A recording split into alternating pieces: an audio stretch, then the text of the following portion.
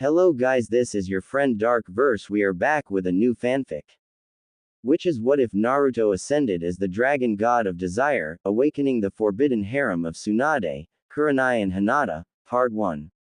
And if you enjoy this fanfic then please press the like button and subscribe to my channel for more fanfic like this. And no start a new fanfic. The blonde child walked away in a huff and moved away from the store. As he did so several more people glared at him and gave him unfriendly looks and all he could do was look back and laugh as he moved away to find something else to do. However, it was not long before he was near the outside of the village gate that he found that he was being followed by a number of armed villagers. Not again. The blonde boy turned his heels and took off to avoid the following individuals armed with an array of tools, who were intent on inflicting bodily harm on him.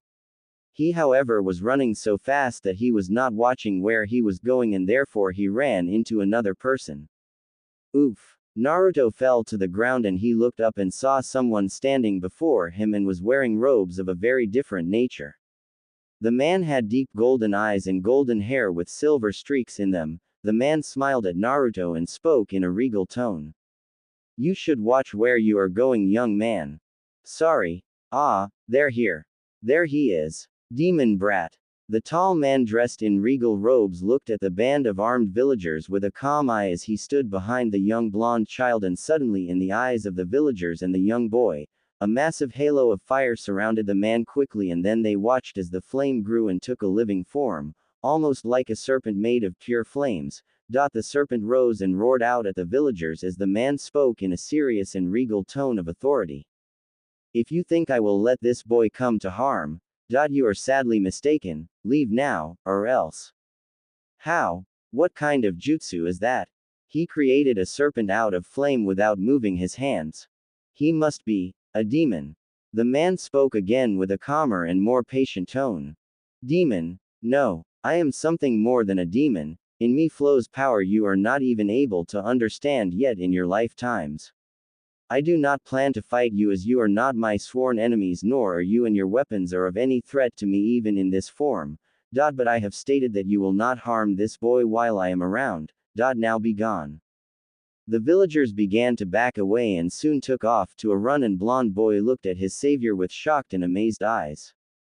The man's face softened considerably and the serpent of flame faded from sight, and the young boy looked at the man and finally spoke in a very odd tone. Who are you? Me. I am Valen. And you are? My name is Naruto, Naruto Uzumaki. How did you do that? You didn't use any hand seals at all. Valen looked at the young man with a curious expression and spoke in a very cultured fashion. What do you mean by hand seals, young man? A ninja is supposed to use hand seals to make a jutsu work. That's what I learned back in the academy. Is that some kind of jutsu that does not use hand seals? Ah, hand seals? You mean mystical gestures in my tongue? No, young man, what you have witnessed is a technique that uses no hand seals, if you will. Cool. Can you teach me that technique? Valen grinned and replied. I wish I could, young Naruto. But I am afraid that now is not the best of times for such an action.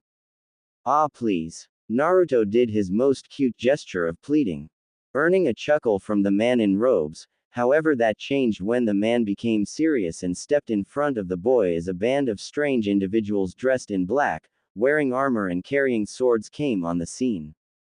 The strangely garbed people surrounded Naruto and Valen as the villagers came back. No doubt they had called these people to try and deal with Valen. Another band of the strangely garbed men came, and with them was a man who was dressed in regal robes and wore a strange hat on his head with an odd symbol. As the new person of authority appeared, several of the Anbu stood to bar the way of the villagers. Naruto quickly recognized the man before him in the regal robes. Old man. The old man was Hiruzen Sarutobi, the third Hokage of the village of Konoha and the current leader after the death of the previous leader of the village. He had been the one who cared and protected Naruto when he was young, and it was he who placed down the law concerning an ancient truth that had long been hidden from the young man in question. Hiruzen then spoke to the stranger. Who are you? I am Valen. And from what I can see and sense, you are the leader of this village, am I correct? Yes, my name is Hiruzen Sarutobi, and I am the Hokage of Konoha. Why are you here? I came here merely to rest and move on in my journey when I saw this boy being chased by a band of the villagers and they were armed with some weapons. I naturally stepped in as I will not allow any harm to come to a child for whatever reason. I see, it seems that I am in your debt. So it seems. The Hokage looked at Naruto who was looking at both him and Valen and he looked back at the stranger. There was something odd about this person before him. There was power, great power that dwarfed his in a good number of ways and it seemed that the power itself was controlled in a fashion that was unnerving. The elderly Hokage knew that despite his seeming calm this stranger possessed enough power to rival most if not all ninja at the moment. He had to tread carefully here and he knew it. I wish to talk to you. Come with me to the tower. Valen considered it and nodded. Very well. I accept your invitation. But what of the boy Naruto? Naruto then spoke out as he saw that this was a chance to finally be in the tower without having to deal with the villagers giving him trouble at the moment. I'll go with Valen, old man. Later. These are very interesting food items. I have never tasted these before. Sarutobi, what are they called? The Hokage looked at Valen as the stranger was currently eating some fish balls at the moment.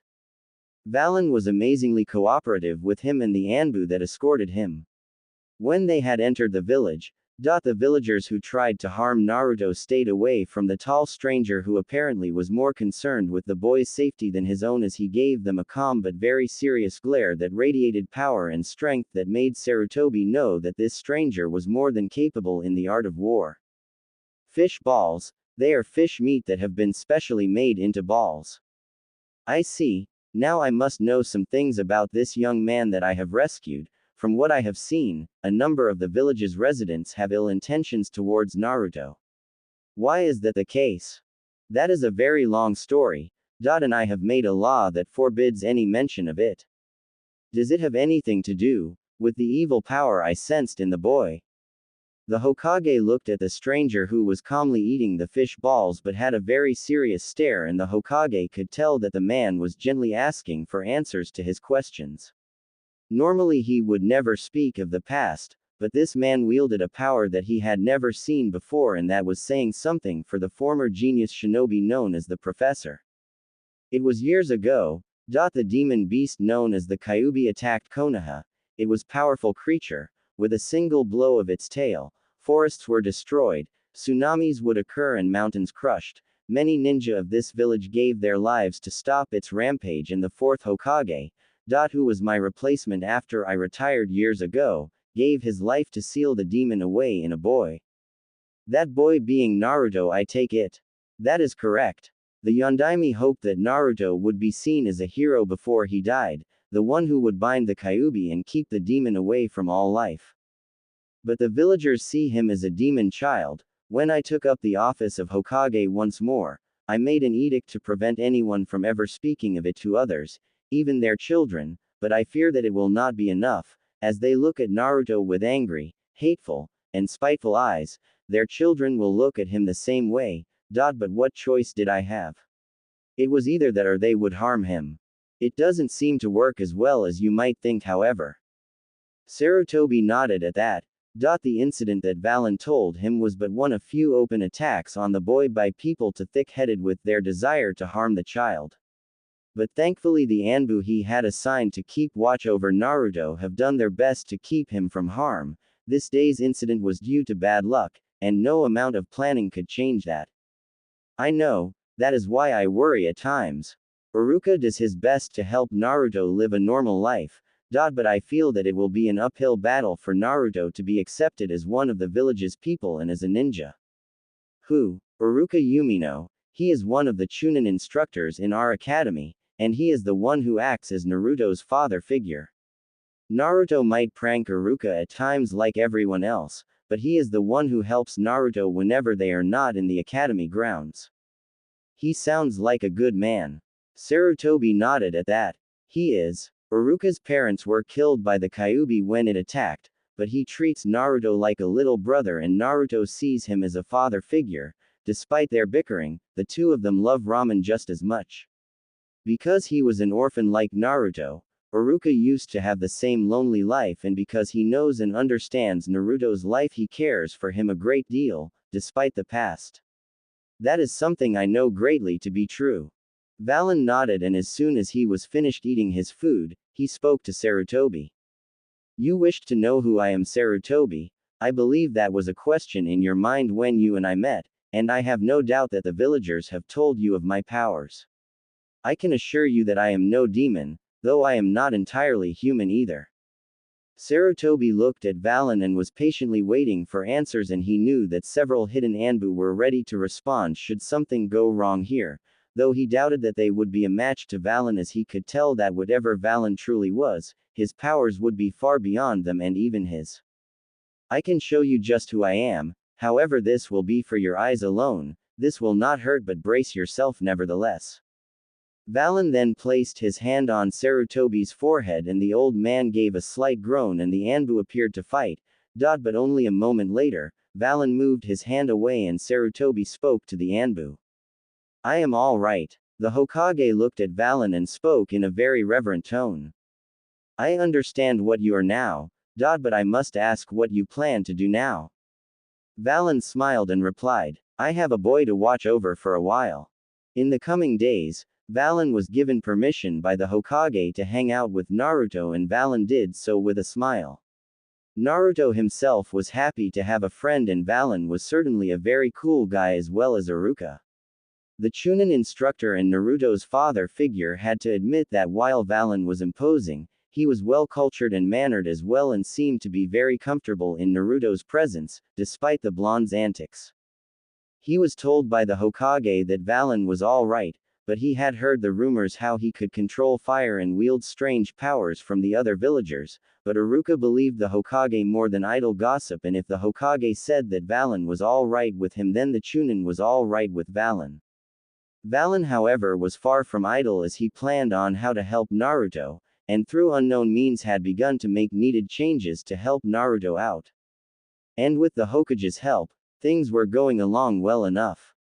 Valen had not revealed anything to Naruto, feeling that now was not yet the time for the young man to know everything. He would learn on his own time, and he would be the one to make the decisions for his own future. That was what being human was all about, free will. It made him both smile and mourn when those thoughts came to mind. Humanity always made mistakes, it was natural, and just as there were great heroes and noble people in their kind, there were infamous villains and corrupt people in them as well.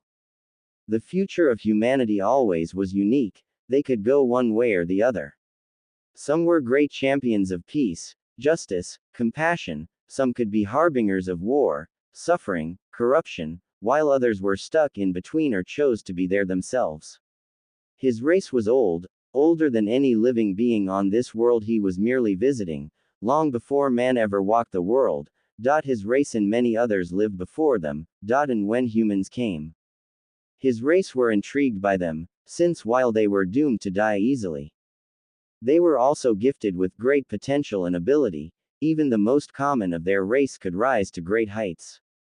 It was that reason that drove his race to grant humans a rare honor: the Blood Ascension Ceremony. In time it proved to be a mixed result. Some used their powers to do great good in their worlds, while others did great evil with those powers as well. In time, the humans who were blessed with the powers of the ceremony began to squander their powers and even used them to attack the very beings who gave those powers. His race. At first, their attempts were futile, but his race grew tired and eventually left the lands, leaving humanity to carve out their own future. Valen knew that and decided that while his actions were considered treasonous by the more conservative members of his race, his actions could help rectify many things. Unlike the others, he still believed that humans were worthy of power, and he felt that now was the time to reawaken the old bonds that once bonded their race with his. Yet he knew better than to charge ahead. Time and experience had taught him much in the many millennia that had passed by since the last time his race ever spoke to humans had no doubt wiped the memory of his race from the worlds they were once part of, and the bloodlines they left behind had apparently lost a good portion of their original power. As without the presence of his race and those who underwent the ascension ceremony, portions of power in the blood were lost over time. And it seemed that this village of Konoha had a lot of that long degenerated power. For now, however, he had other ideas and plans, and those deserved his full and undivided attention. As the days turned to weeks, Valen knew that the time was right. His time in this world was coming to a close and his time with Naruto would end, but not before he made the last phase of his plan, and with that in mind, he spoke to Sarutobi a day before he would leave. Suffice to say, the conversation was very much different and the Hokage was not entirely agreeing with the plan, but he promised Sarutobi that he had made the plans and contingencies that were necessary for Naruto.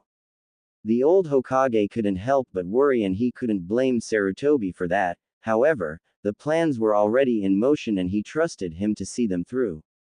Naruto was not happy. You can't be leaving now of all things, it's going to be my birthday today. Valen smiled a bit and replied, I will be leaving tomorrow yet Naruto, so for today I am here. By the way, I have something for you to try out. Naruto looked at Valen, handed him a big strange-looking cup and it was filled with deep red liquid and it seemed to glow somewhat as well. Something about it seemed to make him feel a bit worried, but he pushed those feelings aside and looked at Valen, who smiled a bit. Valen was among the few to come to his private birthday, as well as Iruka, Tsuki and Ayame. The two were among the few people apart from Iruka, the Hokage, and Valen that Naruto trusted, and they were very good to him. They were the people who made his favorite food and Iruka's own as well, and they were very decent and nice people as well. Naruto then spoke to his friend. What is this? This better not be some weird drink for a joke. Valen laughed at that and replied, No, I'm not the kind to joke anyone on important days like this, you know. But go ahead and try it, Naruto. It won't hurt you or whatnot, it might make you fall asleep faster though. Naruto looked at the drink and sighed and took it all in and found to be having a sharp but not a bad taste, sweet and cold, almost like a near-frozen fruit drink. As soon as that was over, the party started, and to his amazement, the Hokage himself came and greeted him a happy birthday, making Naruto all the more happy. And when the time came to finally wrap things up after the 4 hour celebration, Naruto went to sleep, and this allowed Sarutobi and Valen to talk with one another at the moment. So it is done. I hope that you were right in this. The Kyuubi would no doubt try to defeat that power. I know that, but this demon will have a very hard time with the power. He might contain it, but he cannot kill it. It will be able to meld with Naruto soon enough. As for me, my time has come to leave. Tell Naruto that I will miss him.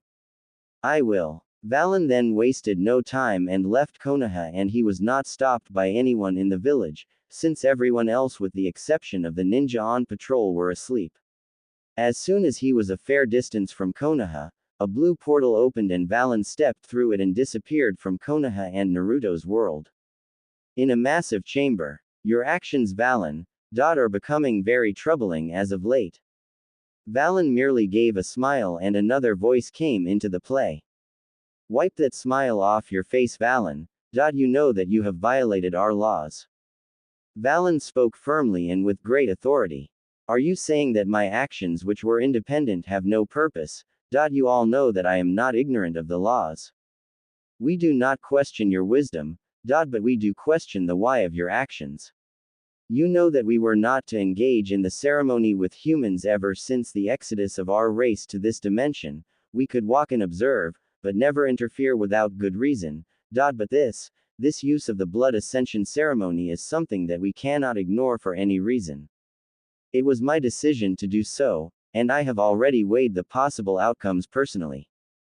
Have you truly? Do you realize that such power in the hands of humans will bring untold things to world you were in? Yes, and I will not take it back.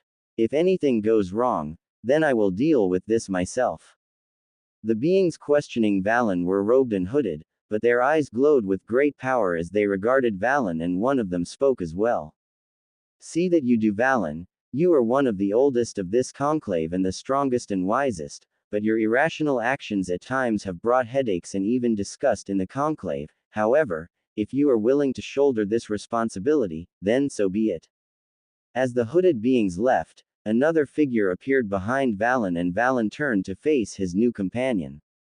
The person appeared human but was covered in a very intricate set of tattoos that were gold on his slightly dark skin color and had a pair of wings in a bat-like form behind him, and his eyes were glowing slightly in a golden light. The human-like being had deep black hair with stakes of silver in it as the man wore pants with armor on it along with arm guards and boots. The new arrival then spoke to the disguised dragon who was still in his human form. "They're not happy with you again, master." Valen chuckled at that and replied, "I guess they would not be, given my rather unique choice of action recently. They have good reason in this case. You know as well I do that they have good merit. Many humans have abused the blood ascension ceremony and used the gifts bestowed upon them for their own selfish desires and their mad quests for power, knowledge and immortality. And we all know the outcome of those things, either we slay them or those who are of like powers kill them as well. True. But keep in mind, Fenrix, that there have been just as many humans who use the powers of the blood ascension ceremony for the right reasons and have been paragons of light, truth, justice, compassion and peace as well. And it is they who slay those who commit evil and destruction, and so do those born of such unions, as you well know." The winged and tattooed man, dragon, nodded at that. "I do not question that, master. But there are few of them left in the worlds where we once resided in. There are too few humans like them in this day and age now." "True.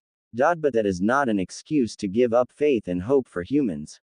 I for one sensed a great destiny before this young child. He can be the savior of his world, or its destroyer. The day I met him and sensed his potential, and his life. I feel in my old bones that he will be the greatest one of his world, and I pray that he will take the path of being its savior and not its destroyer." You doubt me, Fenrix. "I do not, master. I simply wish to know more of this human that you bestowed the blood ascension ceremony to in your blood.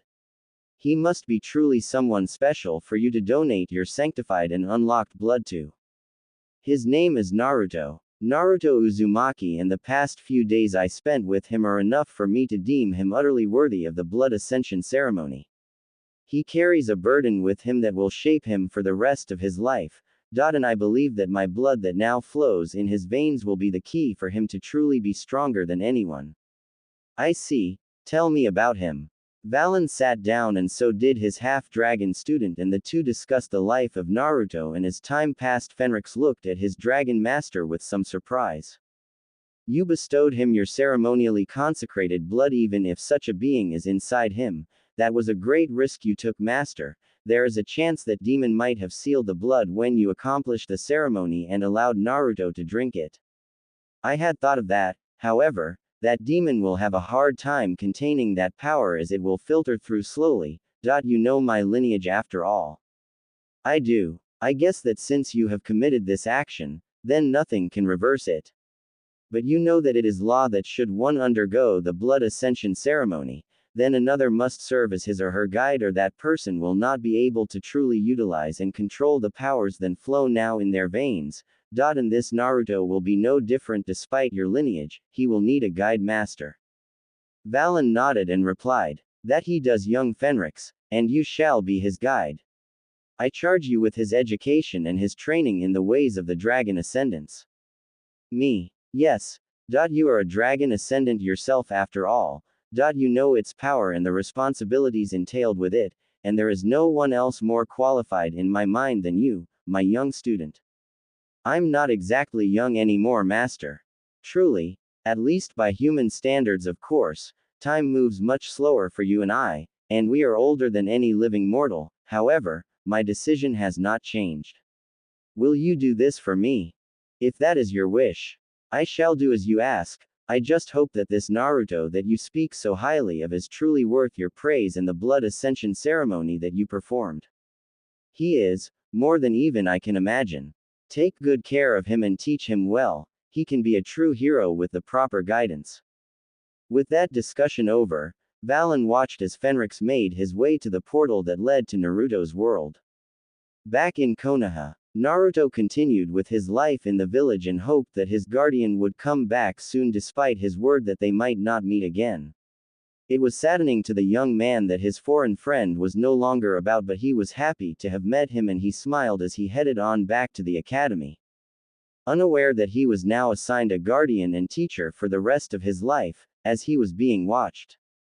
Fenrix watched Naruto from a very fair distance using his dragon vision. This allowed him to observe Naruto without being seen by others. He did this as he felt that it was time to observe just what was it about the boy that sparked his master's interest. Open your eyes, Naruto. Naruto opened his eyes and was surprised to see that Iruka's forehead protector was gone, and it was then that Iruka told him the words he had longed to hear ever since he had been in the academy.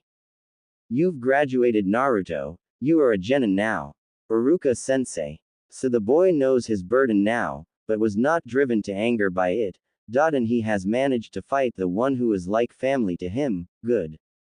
Fenrix said as he observed Naruto and Iruka from afar. He had been concerned when the traitor Mizuki had made his moves on Naruto, but he was impressed as his future student had not given himself over to hatred and rage, and hearing that Iruka cared for him for real despite the past and considered him a good ninja of Konoha even if he makes mistakes and more, at least his heart was in the right place and that made him a real man, not a beast. That impressed Fenrix and made Naruto cry as the Dragon Ascendant watched as Naruto fought Mizuki, and he had saved the man he considered family. It seemed that the boy would reach his dreams and there was good promise in the boy after all.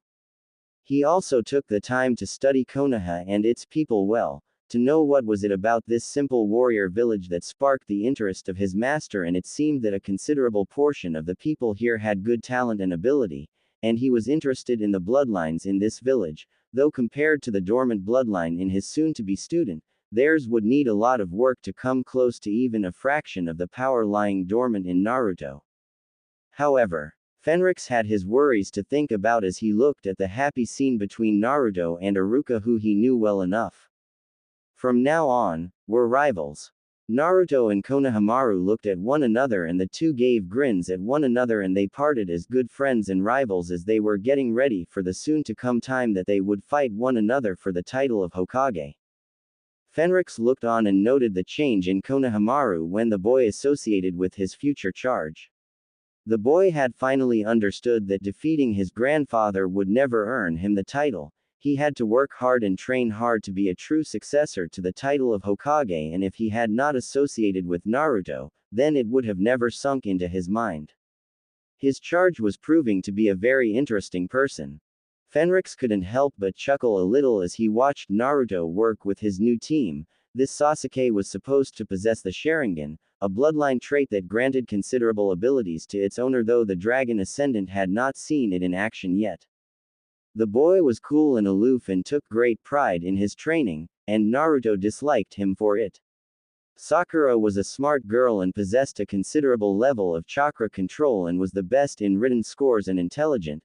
Fenrix could see that while Sakura didn't seem to be special, she had other abilities that were different from the others.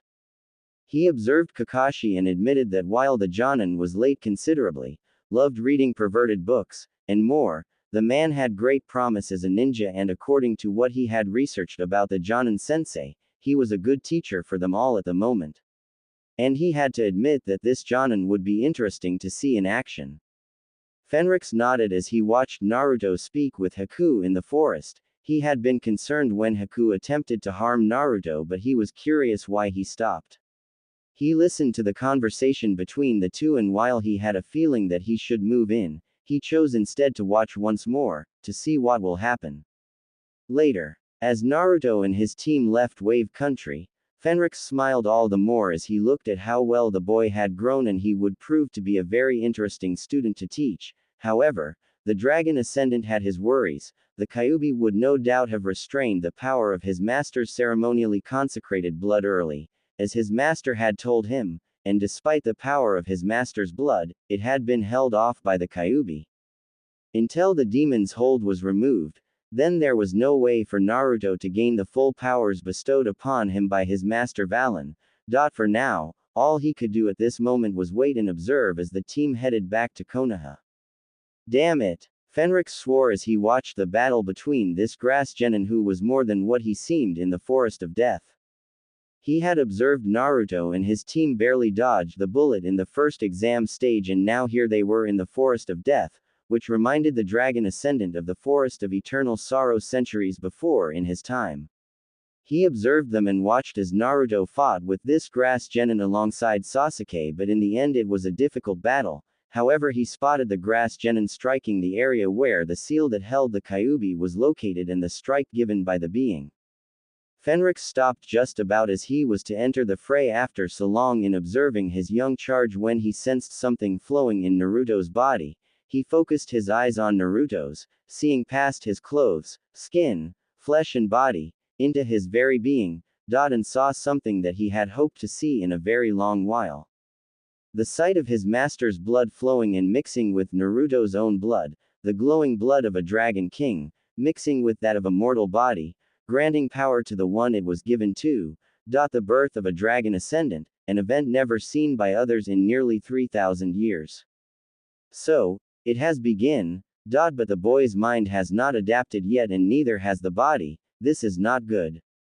He watched as Sakura tried her best to protect both Sasuke and Naruto, and he could only wait and see what will happen and hope that something good will come out of this, despite his reservations in the matter.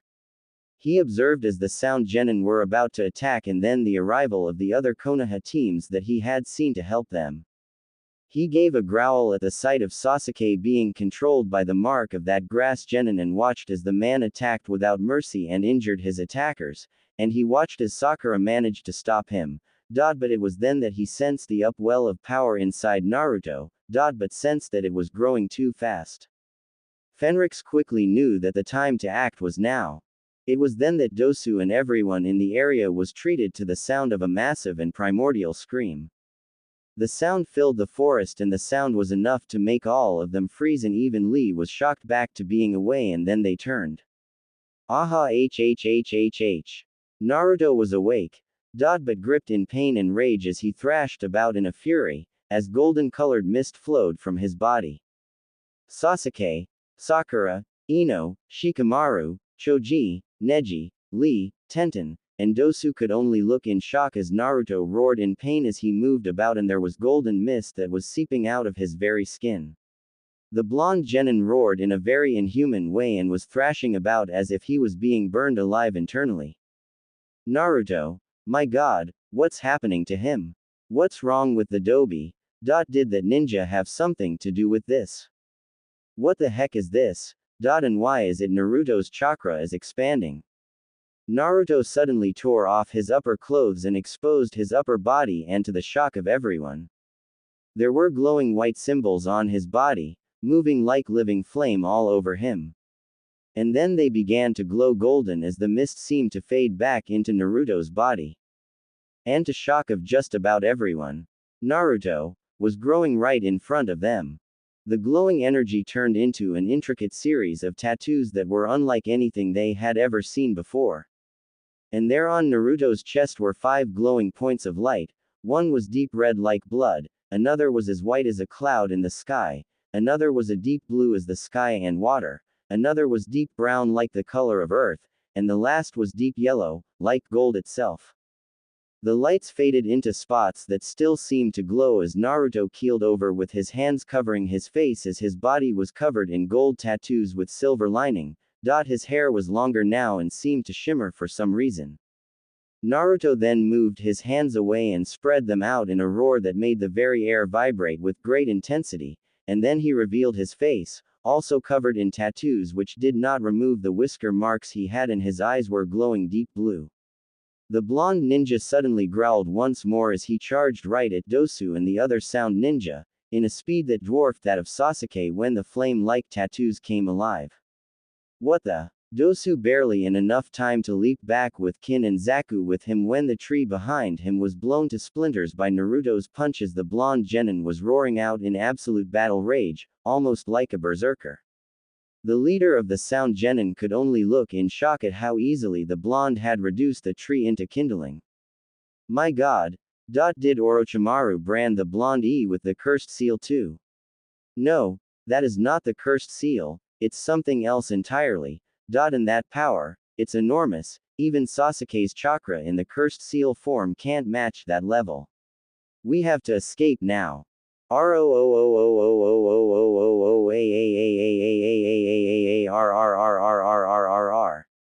Naruto leapt out at Dosu and lashed out with a powerful wave of pure destructive chakra that the ninja barely evaded as it reduced a nearby tree and a boulder into nothing. Naruto stopped and roared in anger as he looked about to seek his prey. The other ninja were shocked by this change in Naruto and tried to stay away. Sakura stepped forward and spoke carefully. Naruto, what's wrong with you? Ino, who had fully recovered from the technique she used on the Sound Genin-kin, was shocked that Sakura was actually trying to talk to Naruto, who was somehow in a feral rage. She got up and shouted. Forehead girl, what are you doing? Get away from there. Naruto turned and his glowing gaze was aimed right at Sakura, who stopped as she was paralyzed with fear as something in Naruto's glowing gaze was primal and deadly. The blonde ninja opened his mouth and out came silver mist from his mouth and he clenched his fists and was about to move. Sakura barely had time to react when Naruto was now right in front of her in a heartbeat. She had barely moved an inch and despite being nearly 20 feet from her, Naruto closed the gap instantaneously. My god, he moved so fast I didn't even see it. However, Naruto didn't attack Sakura at first, merely gazed at her and then raised his right hand and his clawed fingers touched Sakura's cheek for a moment and he growled softly, making the others tense up even more. Somehow, Naruto was not attacking Sakura, but that could all change. It was then that a voice was heard. Naruto. Naruto and the others turned to see a robed and hooded man appear. The man was taller than any of them. Almost the same height as Kakashi himself. The man removed his hood and robes and showed that he was wearing pants, armored boots, and forearm guards as well as a simple shirt. The man suddenly growled in a way that resembled Naruto, and to the shock of the ninjas present, the man's body was suddenly covered in the same gold and silver mist, and in a moment, he too had the same tattoos as Naruto did, though in a different pattern than the ones Naruto had. The new arrival had his own eyes glow the same way Naruto's did, but his gaze was deep green. Naruto roared out and charged, and the man did likewise, and both began to attack one another. Their punches connected and unleashed a powerful shockwave that knocked the ninja down to the ground with sheer force as the wind seemed to explode from the blows the two unleashed on each other. Sasuke shook his head and looked on with shock evident on his face. How can that Dobi's blow become that powerful? Sakura was greatly concerned as she looked to see the two facing each other off in combat. Questions were everywhere in her mind, but two were the most serious questions that were in her mind as she witnessed what was going on before her. What's going on? Who is that guy? The two traded punches and kicks at one another, and the sounds of the impact were enough to make everyone hearing it wince as it sounded very painful. But the two continued to throw attacks at one another at the moment. The ninja watched as Naruto's punch was evaded and a nearby boulder was shattered and reduced to powder in a heartbeat as the two warriors charged at one another. Naruto was totally focused on the new arrival, and this allowed them to all hide. Neji deactivated his Byakugan as he was nearly blinded by the massive bonfire of power that flooded Naruto's veins and chakra pathways. That power was incredible. He didn't have that kind of power when he was in the Chunin exam's first stage. What is going on here? The two traded blow after blow, and the area before them was now a ruined battleground, as if two titanic forces had clashed her and tore up the lands before them in a violent and brutal fashion. However, the new stranger fought with a precision and focus that showed that despite Naruto's power, he was not just equal to Naruto, but more than a match in power and also more skilled. However, the warrior had other ideas. This is not going to end well.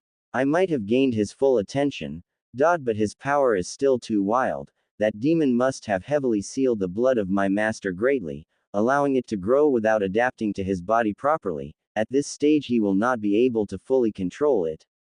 I must restrain him and suppress his powers quickly before he ends up ripping this entire forest apart and attack anyone close to him, including his friends. The warrior dodged Naruto's next barrage of kick and quickly leaned backward as Naruto racked the air with his claws, and it was then that the stranger took out a pair of forearm guards and clamped them on Naruto's arms. Instantly the forearm guards glowed and latched on Naruto, and Naruto roared out in surprise and back away, and to the amazement of the others, they all saw the tattoos on Naruto glow once more and rapidly fade away and retract back into Naruto's body.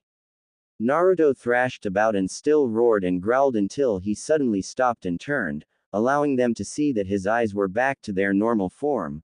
And then Naruto collapsed, falling unconscious and snoring once more. Thank goodness I made it in time. Sakura directed her attention to the new arrival who fought with Naruto, and have the same tattoos as Naruto did. She knew that somehow, this person or whatever he was had been able to restrain Naruto and bring her teammate back to normal was not a threat. If he was, then none of them would be alive at this moment. Without hesitating, the pink-haired ninja stepped out from her hiding place and spoke. Hey, who are you? The person turned, and without effort his tattoos faded and his glowing eyes returned to normal, and he then spoke. My name is Fenrix. It's safe now. You all can come out. Your companion Naruto's been restrained by the bracers and is back to normal. All he needs to do now is rest a bit. The other ninja got out of their hiding places, just as Kiba, Akamaru, Shino, and Hinata arrived on the scene. As they gathered, they looked at the sleeping blonde ninja who a few minutes before was covered in tattoos, unleashing terrifying amounts of pure power, and was now able to devastate the landscape, and then they directed their attention to Fenrix, who kneeled down and checked Naruto's condition with a glowing hand. The blood is now melding with his properly, but the power is still too wild. He will have to keep the bracers on until he adapts properly to his newly awakened bloodline.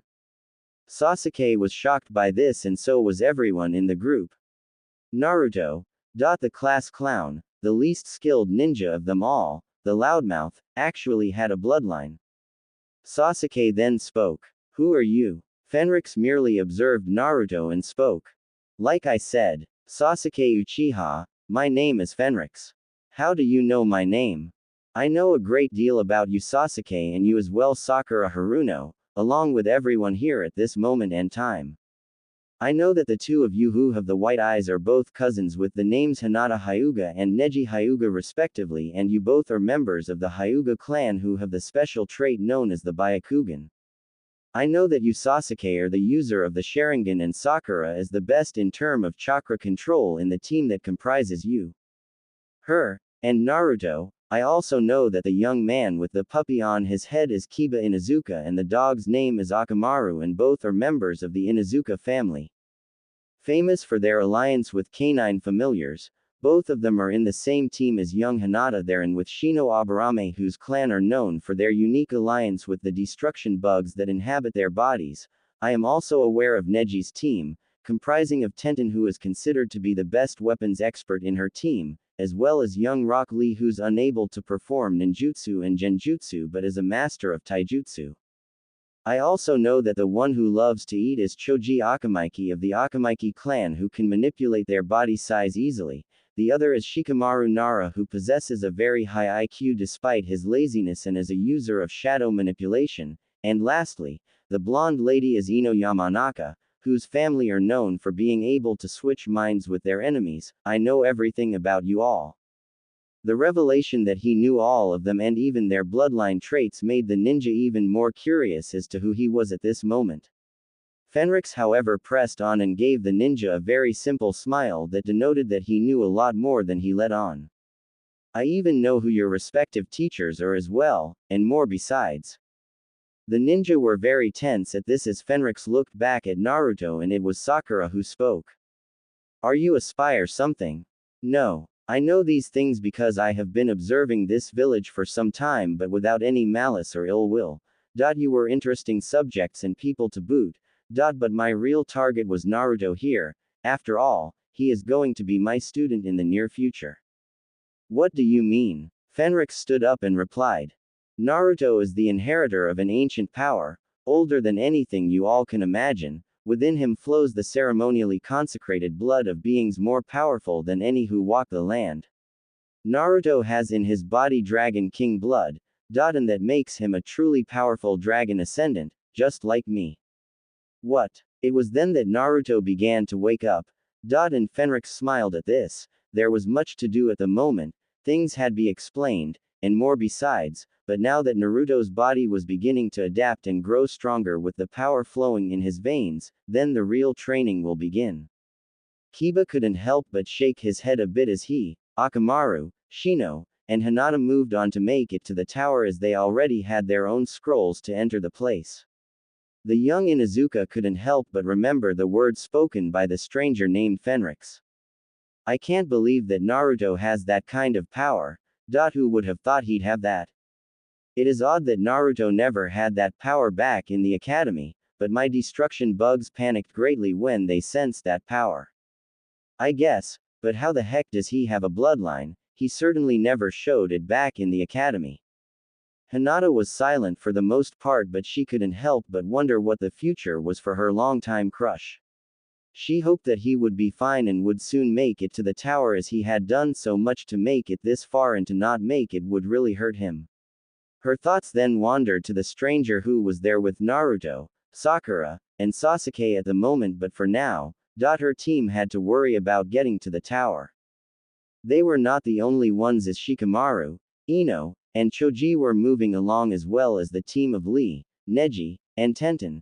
As they made their way to the tower, they couldn't help but wonder what the future would hold for them as they were getting closer to being Chunin, while they thought of what will happen when they would meet with Naruto and the members of his team. Shikamaru had to admit that he had thought that Naruto's team would be easy to deal with even with Sasuke present. Now he was happy he didn't push through with that idea.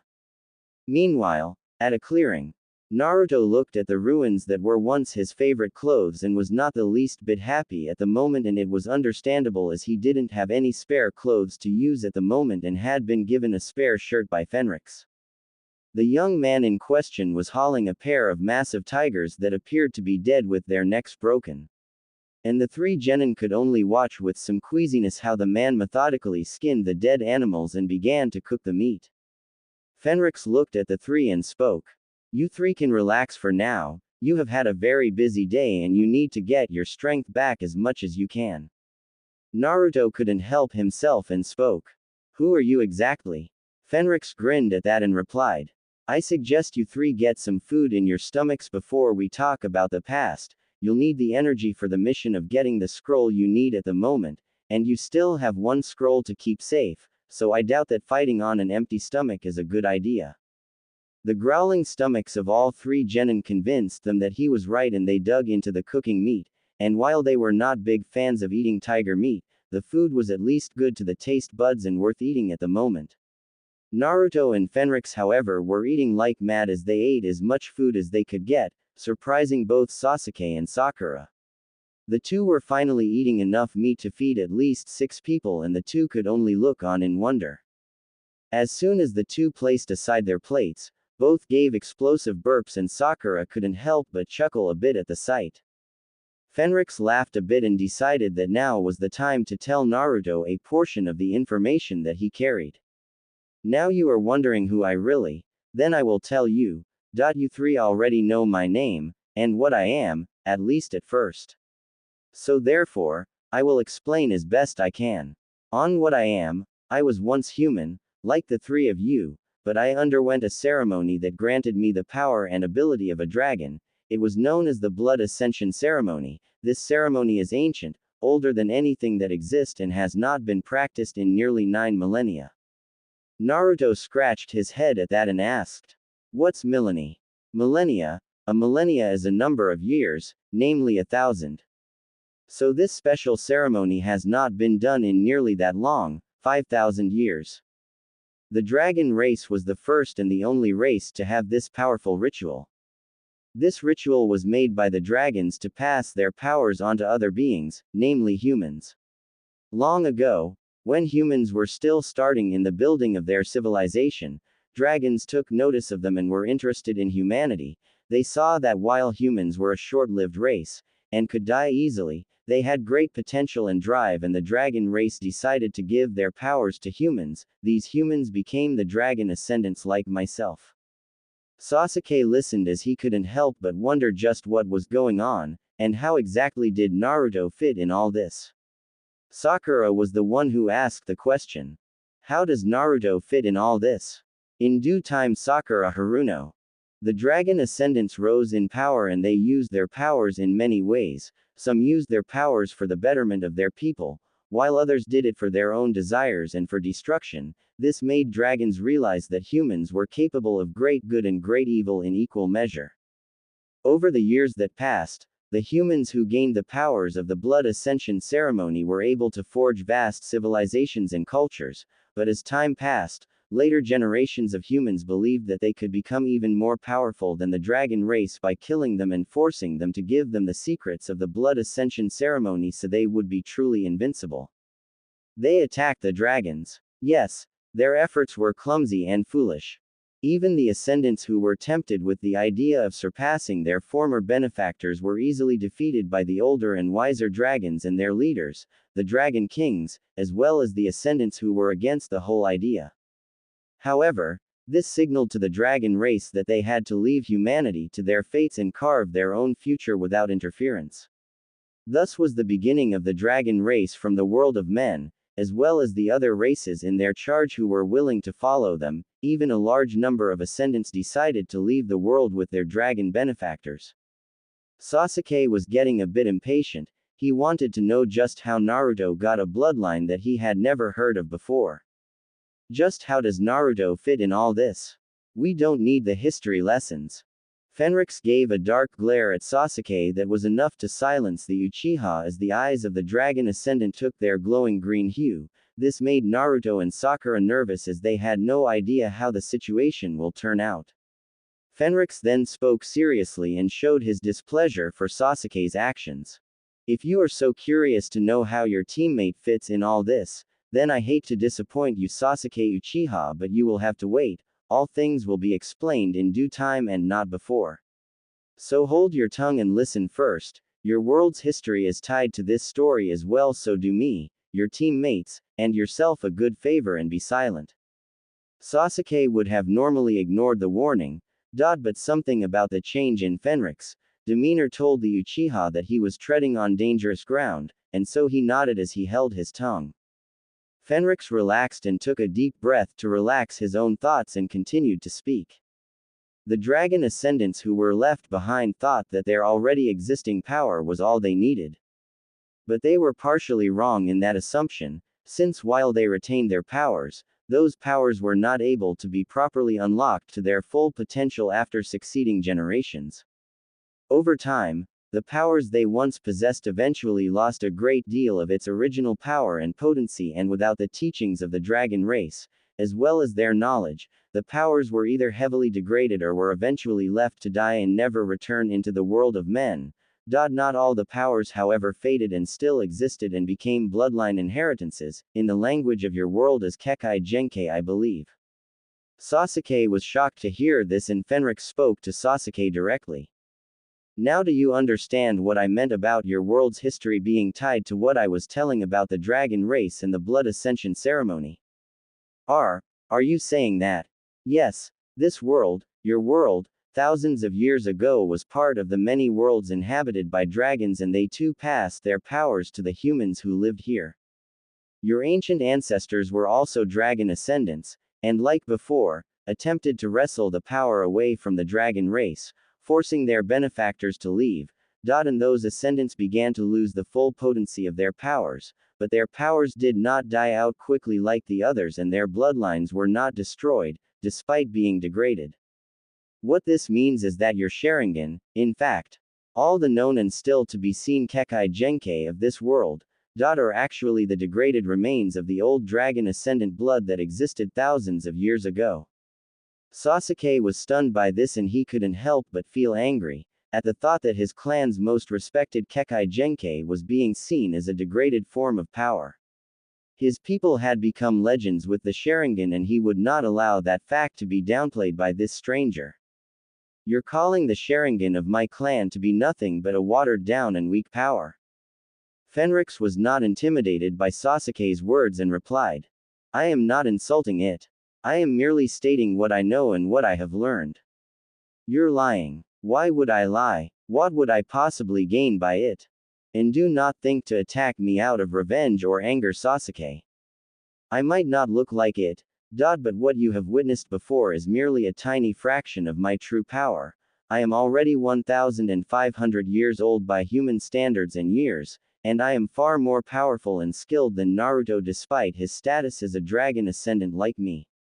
I have more power and ability than you could ever hope to accomplish in your lifetime, so if you decide to fight me, know that I can easily crush you like an annoying insect, so I suggest you calm down and keep in mind that I have no interest in you as an enemy for that matter. So don't waste either my time or yours, for both our sakes. Naruto was getting even more confused. Wait a minute here, when did I ever become a dragon ascendant? I don't recall ever taking part in this ceremony or even meeting a dragon, so how the heck can I be an ascendant? Sakura nodded at that as she wanted to know even more on this mystery. I have to agree with Naruto, if what you said was true, then there have been no dragons in our world for nearly 10,000 years, and if the blood ascension ceremony has not been done for that long, how could Naruto become an ascendant if there are no dragons in our world and they are the only ones who can make the ceremony work? Fenrix smiled. Finally, you are asking the right questions. Tell me something, Naruto. Have you ever met a man by the name of Valen in your younger years? Naruto thought back as the name was very familiar to him, and as he thought hard, it was not long before he recalled the foreigner who had become his friend for a number of months before he had left on his birthday all those years ago. Yeah, I remember someone with that name. He was so cool. I remember him scarring a number of villagers with that cool fire serpent jutsu that used no hand seals. It was awesome. I asked him to teach it to me, but he said he couldn't. Do you know him? Fenrix nodded. Yes, I do. Valen was my master, and a dragon king, one of the 5 rulers of the dragon race. No one was more shocked than Naruto himself. No way. Valen was a dragon, but he didn't look the least like a dragon. He was human. Dragons have many powers, one of which was the ability to take a human appearance, unlike ascendants who were humans to begin with and thus can take a dragon-like appearance once their powers and bodies had fully matured and at their highest levels of power. He was able to begin the blood ascension ceremony and bestowed his consecrated blood to you on your birthday, when you last saw him. Do you remember the cup that he handed to you during your birthday? Naruto recalled that and he was shocked even more. I drank his blood. Yes, and it was already consecrated, thus you were able to receive its power in full form, and that makes you the very first dragon ascendant to walk this world. However, the reason your powers awakened late in your life was that due to certain circumstances, your dragon blood was sealed away in your body and it was only now that it awakened.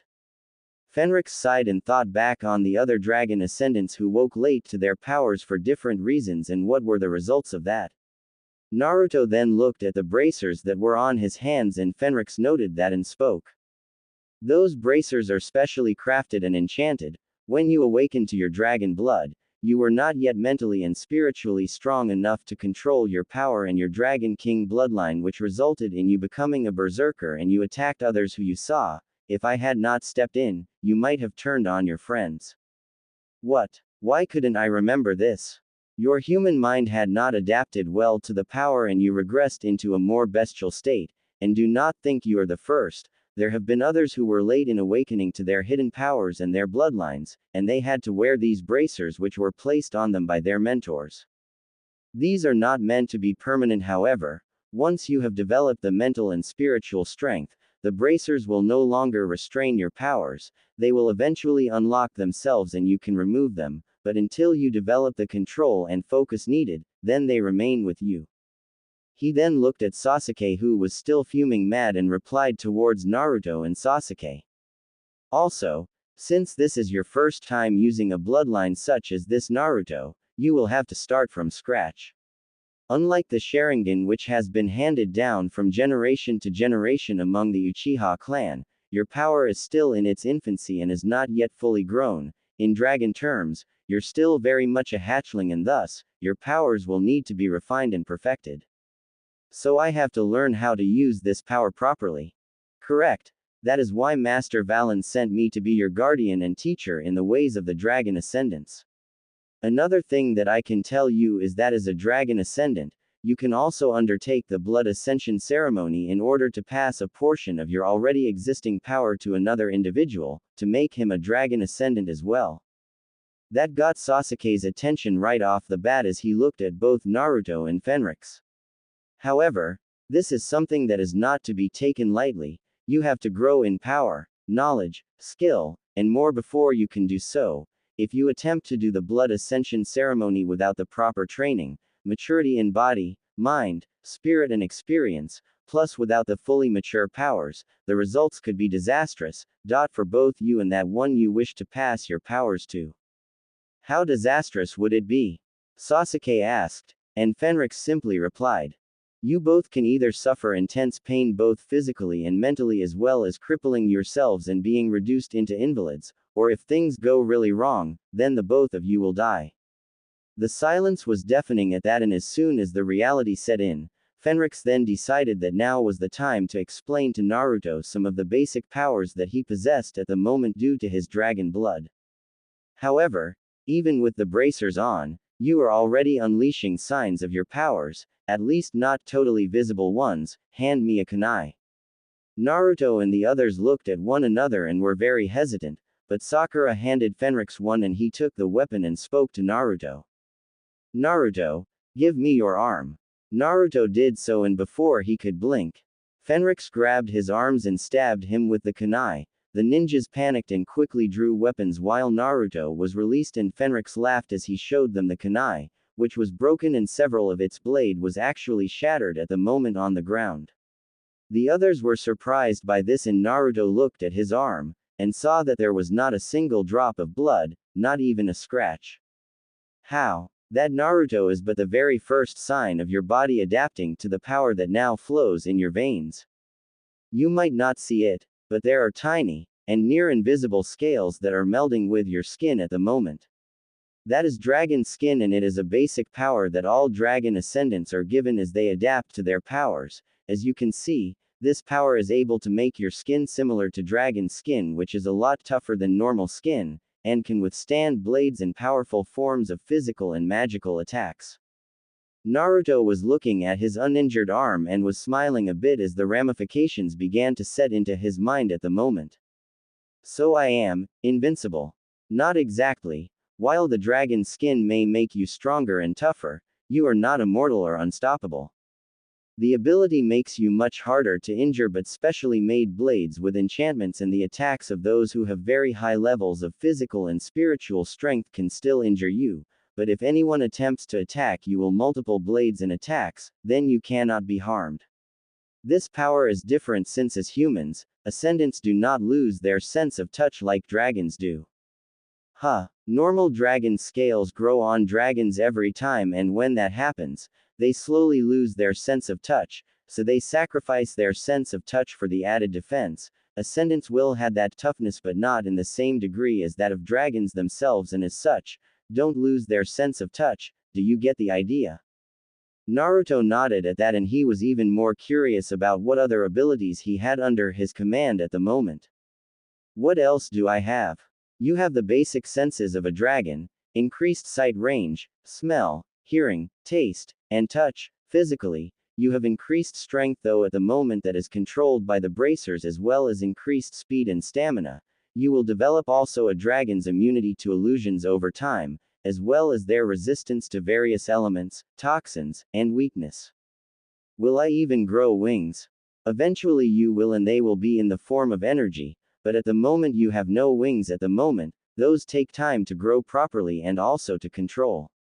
You certainly don't need those wings to suddenly sprout out in the middle of a busy street, you know. Anyway, here's one power you might find useful when the time comes. Do you see that tree over there? Naruto turned in the direction that Fenrix was pointing and nodded. Good. Now then, imagine your breath in your lungs becoming as hot and as intense as fire, and then unleash your breath at that tree. Naruto did so, and to his shock and that of the others, his breath did become flame as a massive tongue of fire was unleashed from his mouth at that exact moment of action, and the tree was easily incinerated in a matter of moments by the sudden unleashing of flame on it. All that was left of the once massive tree was a pile of pure ash. Naruto clasped his mouth in shock as he looked at the large tree that he had just reduced into nothing but ash in merely a moment. As soon as he was feeling a bit calmer, he turned to speak to Fenrix, who watched in approval, while Sasuke and Sakura were looking on with great surprise, and as soon as he was able to recover from the sight, he spoke to Fenrix. Did I just breath fire? Yes, you did. Fire breathing is very normal for dragons and it's child's play for ascendants. And unlike the fire-based jutsus done by ninja, what you did is a very basic and simplistic technique, and as you can see, it does not rely on hand seals. There are other breath techniques that you can use, but those will come in time. For now, however, I suggest we get moving. This cooking fire will no doubt attract all manner of predators and other ninja, and while we can handle them well enough, now is not the time, and you three need to find another team to get their scroll, am I correct? As they moved out, Kabuto made his appearance, and while the genin who had taken the exam 7 times was surprised to meet the Dragon Ascendant, he couldn't do much at the moment as Fenrix had no intention of leaving his charge alone for the time being. However, Fenrix did not trust Kabuto despite his pilot demeanor and manners, as he could tell due to his long years of experience. This seemingly kind person had a much darker personality and had an ulterior motive. He watched as Kabuto observed both Sasuke and Naruto, and that was the thing that made the Ascendant very wary at the moment. Naruto was eager to tell Kabuto about his new powers, but Fenrix gave him a very serious look, and despite being confused as to why his teacher in the art of the Dragon Ascendance was giving him that look, he knew that he should not reveal anything yet about his powers, and thus he kept his trap shut. They were able to track a genin team from the village of Hidden Waterfall and managed to get their scroll, and they were able to make it to the tower, and as soon as they got there, Naruto and others were able to get the scrolls open, and in walked through the scrolls, none other than Iruka, who despite being surprised by the presence of Fenrix who had joined the trio had told them that they passed in secret behind the 2 scrolls in the next parts of the Chunin exams. However, Fenrix had other ideas as he spoke to Iruka. I need to speak to the Hokage if at all possible. Why do you want to see the Hokage? And who are you? Tell him that Valen's old student is here to see him. Iruka remembered Valen very easily and could see that this man had the same level of manners as Naruto's old foreign friend had at the moment. However, like before, he couldn't help but feel that this guy had a hidden power, the same way Valen did, but if he was Valen's student, then he was all right in his book. It did not take long for the Hokage to arrive, and Fenrix bowed before him and spoke. Greetings, Hiruzen Sarutobi. You are exactly as my master Valen described. The Hokage nodded and looked at Naruto, and like before when he sensed a fraction of Valen's powers, he sensed the same at the moment in Naruto and knew that now was the time for the truth to come out. However, there was the fact that Valen's plans for Naruto had to be put into motion, and while Naruto had no idea what his foreign Dragon King friend had done for him, the Hokage had no doubt that things were going to be very interesting. With that in mind, he asked Iruka to guide Sasuke and Sakura to the main area where the other genin teams were at the moment. Naruto and Fenrix, however, were brought to another place in the tower, and sure enough, as soon as they entered the room, there were the council members of Konoha. As Sarutobi sat down, he knew that this day was by far going to be the longest he would ever be in at the moment. He wondered just what would happen if Orochimaru found out about Naruto's unique bloodline. He thought back on the day he discovered just who Valen was. Flashback. Sarutobi was surprised to see himself not in the Hokage Tower but in a massive field filled with grass and flowers. There were clear skies and clouds all over the place. It was a beautiful sight at the moment, and it was then that he saw Valen. But the human disappeared and then was replaced by a massive reptilian creature with wings and a long tail. His scales were deep platinum in color and there were number of large gems that were on his body and a crown-like protrusion of pure crystal on the head of the massive creature that moved back, and his wings were releasing some sort of wispy light that were of many colors like the rainbow. What in the name of the kami? Calm yourself, Hiruzen Sarutobi, I am in my real form, that of a dragon king. Valen, is that really you? That it is. You are in my mind, Hiruzen Sarutobi, and you are seeing me in my true form. I have never revealed this form to other humans in nearly 9,000 years. You are the first mortal in your world's history to see me in my full might. The human form I take not only allows me to blend among humans and other mortals, but submerges my full powers. The Hokage was stunned and wondered how to act. Long ago, when he was a child, he had been told ancient tales about dragons, and he was truly fascinated by the old legends, about how dragons would bestow great powers on humans and how these powers became legend, but he never truly believed them, but here he was now, in the mind of a dragon and it was talking to him. Relax, young one, you might be old by human standards, but to me and my race, you are still very young. Now come, sit and I shall tell you of some truly amazing tales that I doubt even the greatest of your village had ever known, and what is my reason for being here. End of flashback. As he thought back on those things and Valen's desire to aid Naruto, he couldn't help but look at the young boy. He had been told that Valen had every intention to give Naruto a true power, older than anything that existed, the very origin of all the Kekkei Genkai of this world. The power of the dragon race. It was something he thought he would ever have the honor of seeing, but he worried about how the council would react to this news at the moment. However, Valen had planned ahead and even the professor had to admit that it was pure genius, and beneficial to the village at the same time. Valen had also told him about his chosen teacher for Naruto in the ways of the dragon ascendants, and Fenrix proved to be everything his master told him about. As they sat back, a number of people gave curious looks to Fenrix and hostile ones to Naruto. The Hokage sighed at that, but he could tell that Fenrix was glaring back and he couldn't help but be slightly amused at the sight of the council members being cowed a bit by the glare the older, wiser, and more powerful and skilled dragon ascendant. Homura, his old teammate, was the very first to speak. We are here as you asked, Hokage-sama, what is this about? This discussion is twofold. Recently we have learned that Orochimaru had returned to the village and has already begun to make his move on our homeland. There is no doubt in my mind that he is planning something sinister on our village. The council were deep in discussion the very moment Orochimaru's name was brought up, and it was then that Anko arrived and gave her report on what was discovered when they found the real grass ninja who were all dead, and also what Orochimaru told her.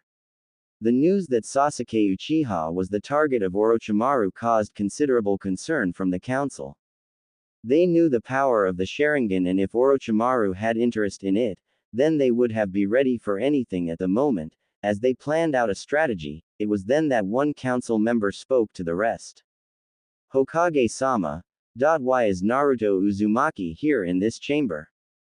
The Hokage nodded and knew that now was the time to drop the news of Naruto's newly awakened bloodline to the Konoha Council. In fact, he couldn't help but admit mentally to himself that he was going to enjoy this. This has something to do with an incident no less than 5 years ago. The Hokage then told the council about the arrival of Valen to the village and what he had learned from the disguised Dragon King, namely on the blood ascension ceremony. The council were silent and none of them asked any questions. But many of them were directing their attention to Naruto and were studying him, trying to determine just how could this child who carried the Kyuubi could have such a bloodline. As soon as Sarutobi was done, he spoke to Fenrix as he had been told by Valen that since his student was the same as Naruto but older, more experienced, and wiser, he would know far more and he would truly give the council a lot to think about at the moment. And true enough, when Fenrix told the council what he had told Naruto, Sasuke, and Sakura about the blood ascension ceremony and the history of their own world thousands of years ago, there was an uproar. The council members were looking at Naruto incredulously and were talking back and forth. This knowledge shocked the very council to their knees, and it had taken a few minutes for the knowledge to sink in and take hold of the people. To think that this kid had a Kekkei Genkai that was the progenitor of all the known Kekkei Genkai, was in one word, astonishing. Sarutobi took this all in stride and then removed a special document that he had made and waited to put into action for nearly 5 long years. This was going to elevate Naruto to a whole new level, befitting the powers he had now been awakened to. I have been planning to deal with this for some time, and therefore, considering that Naruto is the sole owner of this Kekkei Genkai and is a citizen of the village of Konoha, it is by law that as a user of a Kekkei Genkai, Naruto is to become the head of his own clan, that will take his last name. As of today, Naruto Uzumaki is now head of the Uzumaki clan.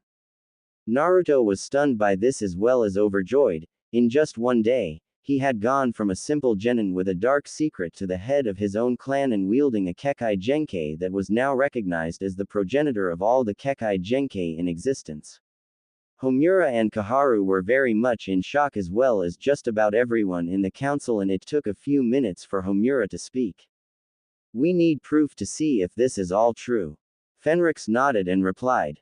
Fair enough. As the council was ended with Naruto swearing not to reveal anything to his team and also to prepare for the soon-to-come announcement of his being head of his own clan. Fenrix and Naruto went back to the other genin, with the Hokage planning to speak to Kakashi in secret soon about all that was happening in the shadows. Fenrix then spoke to him in secret. Naruto, I will allow you to use your powers in this fight. Once you start the fight you will be part of. Summon your Dragon King blood, and when you feel its powers come, say the words, Dragon King blood, release, and think of an elemental form. How will that work? You'll see. As Naruto arrived, the others were surprised that he finally arrived, and the Hokage then told them the true purpose of the exams and what was about to happen. Sasuke himself was eager to get things going. But apart from wanting to fight both Gaara and even Neji Hyuga, he had developed the desire to fight Naruto himself. He was not going to let this new Kekkei Genkai beat the Uchiha clan's Sharingan, despite the fact that Naruto's Kekkei Genkai was supposed to the pure version and much more powerful than the Sharingan and the ancestor of the Sharingan. He would not let the Sharingan, the pride and honor of the Uchiha, be overshadowed by anything, even this Dragon King bloodline. The thought of using the Sharingan to beat Naruto had made the seal react, and he held his shoulder in pain once more.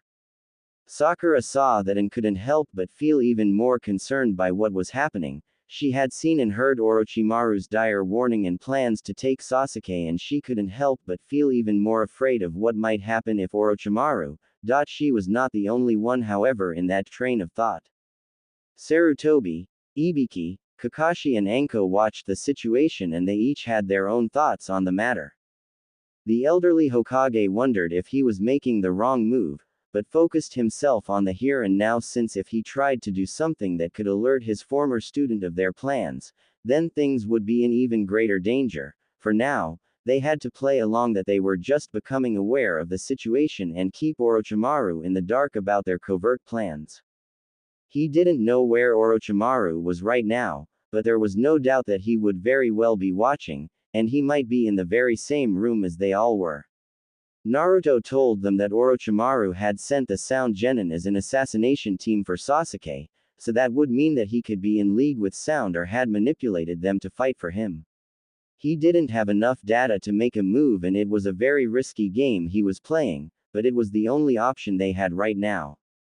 Anko hoped that the others would see reason and have Sasuke placed in isolation so they could keep the cursed seal under wraps, but she reined in her thoughts and tried to think it over. The council made it clear that even if they were successful in keeping him sealed up, Orochimaru would no doubt act quickly and would kill as many people as he wants to force them to show how he would react to them trying to deny him his gift. She had a feeling that there would be more involved with Orochimaru's return to Konoha. She knew enough about her former sensei that he always had other plans buried in his current ones. Ibiki hated to admit it, but he knew how dangerous Orochimaru was. Even when he was the leader of the Anbu interrogation squad, he was afraid of Orochimaru. Even when he was still a child, the snake-summoning boy with snake-like eyes and pale white skin seemed more monster than human to the battle-hardened special Jonin, and the horrible things that Orochimaru did for the sake of power and knowledge further reinforced his inner fear of Orochimaru. He knew that Orochimaru would not hesitate in any way to get what he wanted, and would any method. Not only was he known as a highly skilled ninja, but also as a master manipulator. He had no doubts in his mind that Orochimaru would have plans to help him as well. Kakashi was told about the cursed seal and heard Anko's words and how he defended the Sasuke and how Anko reacted. He actually understood Anko's anger and how she would look at Sasuke with worry and mistrust. He knew Anko had once been Orochimaru's student years ago when she was young, no doubt around Naruto's own age or younger. She had grown to hate and despise Orochimaru for his evil ways, and while she did have something of a dark streak in her nature, she was not evil in the full sense, and she had learned a number of useful jutsu. Like all others who knew her, he knew about cursed seal that she herself had, and while he told them the truth about Sasuke, he kept in mind that out the other children subjected by Orochimaru to the cursed seal before Sasuke was given that cursed seal, Anko was known to be only among the very few survivors of the cursed seal, as many like her died in great pain from the cursed seal, so she would know how deadly it was. He wondered if he should be ready to make his move, but for now he knew that he had to keep the binding technique ready should the cursed seal become too much. Sakura was about to raise her hand when Sasuke stopped her with a glare and spoke in a tone that demanded answers. "What are you doing, Sakura?" "Sasuke, you have to forfeit the matches for now." "Why the heck should I? Do you think I'm blind to how you're suffering from the effects of the cursed seal? You can barely use either your chakra or your Sharingan without that thing coming to life and injuring you even further. You can't hope to survive any fight with that thing eating you from the inside. Please, I am begging you as a friend and teammate, to please forfeit, not for our sake, but your own." Sasuke, however, didn't listen, as he thought back on his oath be stronger, to gain more power and more ability to finally accomplish his long dream of avenging his clan and killing the one responsible for the murder of all of his family by one of their own, his own. He then thought about his dream, and what and who he was. He was no longer just a man, but an avenger, a being who sought power and would seek out that power, regardless of its source, be it kind or evil. He wanted to show that he was strong and he wielded power, power to defeat all who faced him, and the only way to gain it was to fight the strongest, and all of them were here, in this very tower. He could not afford to back down from this. Lee, Dosu, Gaara, Neji, and Naruto were here in this room. If he backed down now, he would never get another chance like this, and he was not going to be denied this chance. He would prove the power of the Sharingan for all to see, especially Fenrix and his student Naruto. The three genin, however, turned when someone spoke out. "Okay. You got me, I'm out of this part." Naruto, Sakura, and Sasuke turned to see Kabuto raising his hand, and that made Sasuke very wary of the Leaf Genin who was now leaving the scene. Holy Talon thought likewise and wondered just what was Kabuto up to. From what it could sense, the Genin had more than enough chakra and physical strength to be in this match. Why was he backing out?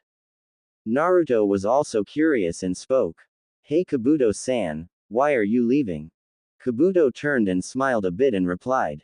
"I'm sorry Naruto, but I had a heck of a hard time getting the scroll from the other team I fought with, and they really drained me, and even if we made it here now, I'm still somewhat beat up, but I know you can do well. I know I'll miss it, but, hey, don't worry about me, do your best, alright?"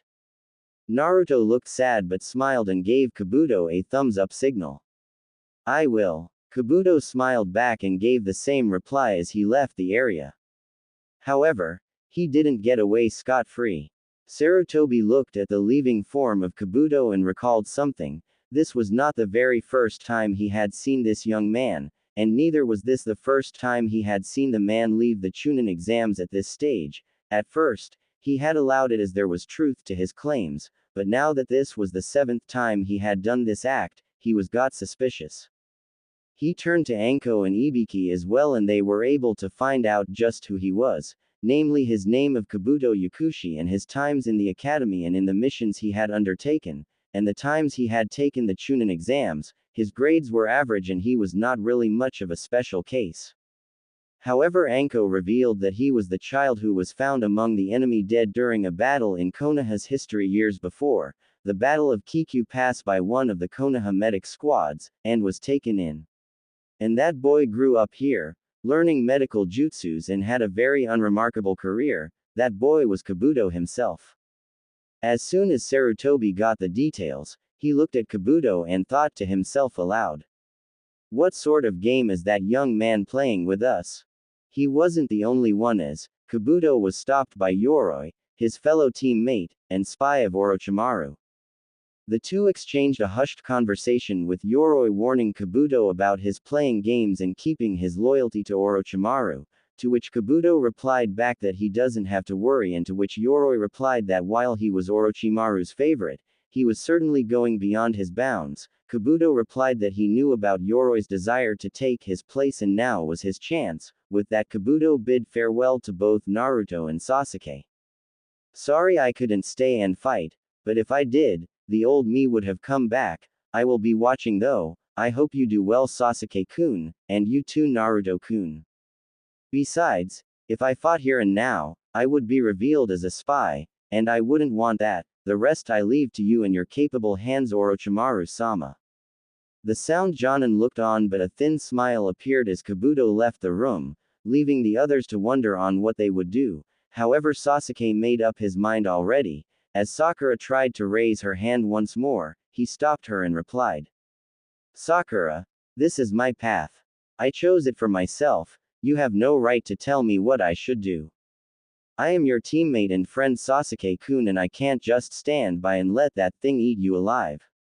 If you are truly my friend and teammate Sakura, then let me fight. This Chunin exam is more than an exam for me. I don't care much about the title of Chunin. I am an Avenger, nothing more. I have something to do no matter what, and I can't have myself stopped by anyone, not even you. All the strongest ninja are here and now. If I don't fight them here and now, then how can I see how strong I have become? I have to become strong no matter what. I won't let anything stop me, and that is what I want, and you have no right to stop me. Sakura looked on, sadly unable to say anything as she tried her best to reason with her teammate.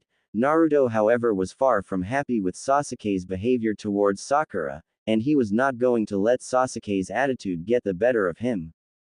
Sasuke-tem, you have to listen for once. Stop acting so cool and focus on the truth. That damned seals. Sasuke then turned and gave a challenging look to Naruto. Naruto, you ought to know that you're one of the people I want to fight. That made Naruto glare back and wonder just what was going on in the mind of Sasuke, but they had no time to think about that as Hayate got the Chunin exams underway. He then showed them the screen nearby that would take the names of the genin present and pair them in one-on-one combat. Also, since there were 23 of them, then it would be a series of 11 matches to start the preliminaries. It didn't take long for the first match to begin, and much to Naruto and Sakura's dismay. It was Sasuke Uchiha against Yoroi Akado. Sakura was stunned. While Sasuke smiled, Naruto gave a shake of his head, while Lee, Dosu, Neji, and Gaara decided to take a good long look at Sasuke and see just how he gets out of this one. As soon as that was announced, the genin and their Jonin sensei made their way to the upper terraces to watch the match and to stay away from the fight itself. I won't have this fight any other way. Gecko then spoke. All right, the names called forward, please come forward. The Chunin proctor then faced the men and asked them if they had any objections to the match-up between them, and they replied that they had none, while Orochimaru in his Sound Jonin disguise smiled and watched on to see how this situation will play itself out. Sasuke then spoke to Yoroi. You are going to be in for the fight of your life with me. Hey, bring it on, Sasuke Uchiha. Yoroi said with a smile, which was naturally hidden by his veil as he looked at Sasuke, who looked back with a smirk. Naruto and Sakura looked on and wondered how things would turn out, while the others were looking with interest. Sasuke kept his cool, but held his shoulder in pain as the cursed seal once more reacted with his chakra. Hayate saw this and then gave the announcement that those who were not called were to leave and head for the upper levels for the match grounds to be clear of bystanders. As they got ready, Kakashi came by and was greeted with great enthusiasm by Naruto, and the Jonin spoke directly to Sasuke. You have to be careful not to use your Sharingan, Sasuke. If that mark activates, then your life will be on a thin edge. So you know about the seal? Yes, and what it does to those who are infected with it, and just so you know, if this fight gets beyond your ability to handle, then I will stop the fight personally. Sasuke turned and was outraged by Kakashi's words to him, and it made him even more unhappy to know that there was some truth to Kakashi's words. If he used the Sharingan, he would be vulnerable when the cursed seal activated itself and allow his foe to beat him senseless. But he knew that it responded to his chakra quite often. If I use my chakra, it grows stronger in its grip, and Orochimaru's grip on me grows stronger. I have to beat Yoroi without my Sharingan, and my clan's jutsus are off limits as well. Maybe I can make him laugh to death instead. Orochimaru, however, was going to enjoy this fight.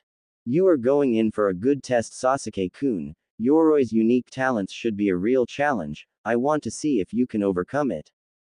Sasuke sighed mentally and psyched himself up and got ready nevertheless. The other teams got ready to watch as Kakashi hoped that Sasuke didn't overdo it and get himself in a real mess. As soon as Gekko gave the signal, both ninja went to work, as Yoroi threw some shuriken and Sasuke fired some kunai, but Sasuke was stunned to the ground when the cursed seal awakened, nearly leaving him open to attack. As Yoroi closed the gap, Sasuke quickly used his remaining strength to move out of the way of Yoroi's fist. He then used the kunai he had to get a grip on the floor and used his legs to kick Yoroi down to the ground, and then with several restraining moves managed to knock Yoroi to the ground and opted to try and make Yoroi fall to submission.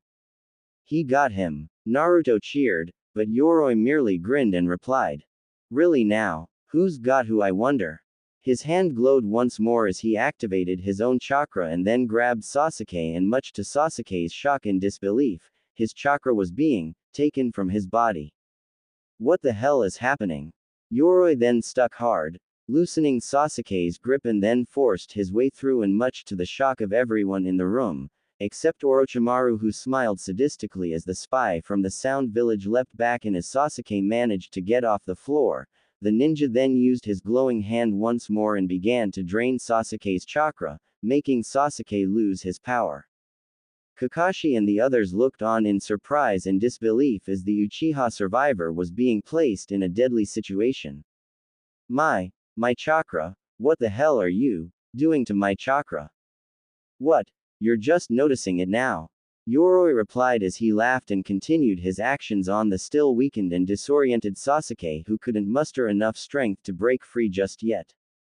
Orochimaru noted and wondered how Sasuke would be able to handle this mess. Yoroi was indeed given such a unique talent. He could absorb the chakra of his foes with only a touch of his hand, quite a unique and deadly talent in the right hands and in the right circumstances, and this would make things even more difficult for Sasuke. As soon as Yoroi takes your precious chakra, Sasuke-kun, you will have no other choice but to rely on my little gift to you, and we shall see how you do. Release that forbidden power. It will save you after all. You have no choice in this matter.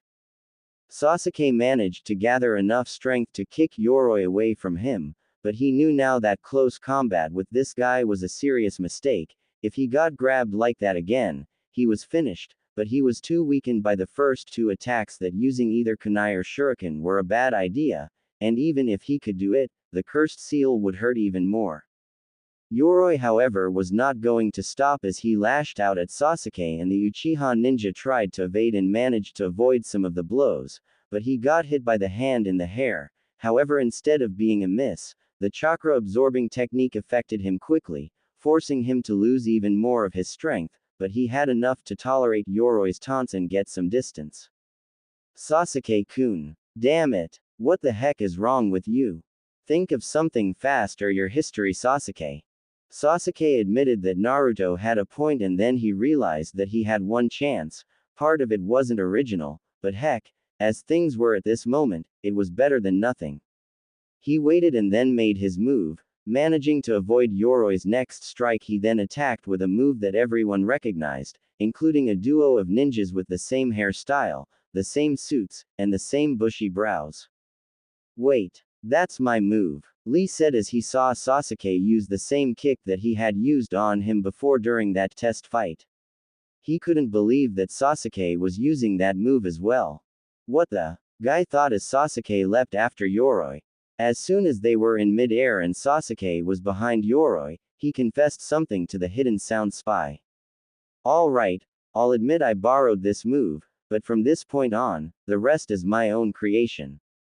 With that, Yoroi only commented the first part of the move as Sasuke began to take his shot at taking out Yoroi, but before he could accomplish it, the cursed seal once more activated and he was bathed in pain as the flame patterns once more began to spread all over his body as he now felt its presence begin to fill his body and mind. Damn it all, not now. Sasuke-kun. Crap. Sasuke, you had better not lose here and now of all things. You said you and I will be fighting soon when the preliminaries are over. Don't you dare go back on your word to me now. Sasuke looked at Sakura with her eyes in tears and her face in worry and fear, while Naruto was seriously tense and not wanting him to just give up and lose now. He was not going to be beaten here, he had much to live up to and his two goals in life would be even further out of his reach if he lost here and now. Damn, I won't lose, I will win and I will do it on my own power. With that, he focused his will and strength of mind into it and managed to beat back the seal and force it to subside, much to the shock of the people who knew about it, namely Kakashi, Anko, Sarutobi and naturally Orochimaru himself as Sasuke used several attacks to take Yoroi out of the match and finished the attack with a powerful heel kick known as the Lion's Barrage. The two ninja were out of it, but Sasuke was able to get off his back and was sitting down with exhaustion and Hayate declared Sasuke the winner and that was Kakashi's cue to make his move after trading some words with Guy. As Yoroi was taken away by the medics for treatment and one of the medics tried to approach Sasuke, but Kakashi interceded. The Jonin told Sasuke that the cursed seal had to be contained and now was as good a time as any for it to be done. Sasuke naturally was not happy with the fact that he was going to be missing out on the rest of the competition, but Kakashi was not backing down and Sasuke had no choice as he was followed by Kakashi. Orochimaru smiled and was excited at what he had seen while Anko and the others who were aware of the effects of the cursed seal were impressed that Sasuke was able to resist the call of the cursed seal to use its power. Orochimaru however decided to leave the scene and see just what Kakashi was having in mind. However Dosu did not like this, he had a feeling that there was to what was going on and he wondered what was going to happen next. However he decided to see just what would be the outcome of the other matches, he had nothing left to take care of at the moment and attacking Orochimaru was suicidal to say the least. Back in the ring, Naruto sighed and got ready to the soon-to-come fight that he is going to be handed to by the council and as a way to test his Kekkei Genkai. He was looking forward to this fight and hoped that what Fenrix said to him would work out. It was then that Gecko spoke. Due to the large number of Genin teams, a Genin team must be removed as per request by the council. The next fight will place the Genin team from the village of Hidden Rain against. The people watched as the electronic board moved through the names and to the shock of everyone, except Naruto and Fenrix. Naruto's name came up.